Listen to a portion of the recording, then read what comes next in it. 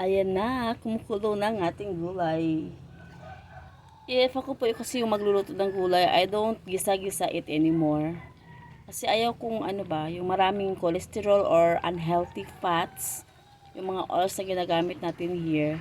So, mas prefer kung pakuluan lamang yun ng tubig, lagyan ng luya, asin, then konting seasonings, ganun.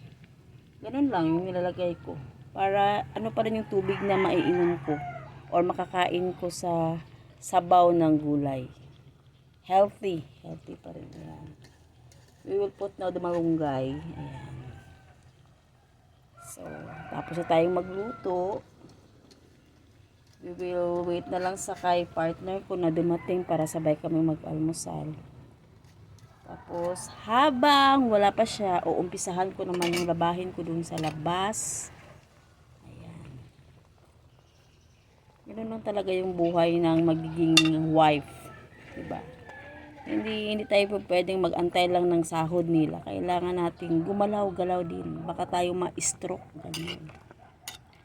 Let us be responsible as a wife, diba? Ganun talaga yung rule na natin. Wala tayong katulong.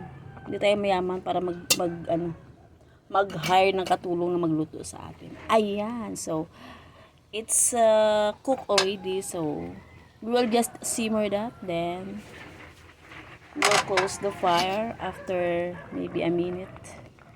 So, luto na yan. Luto na yan. So, ayan. Ayan, super sarap. Super sarap, my God.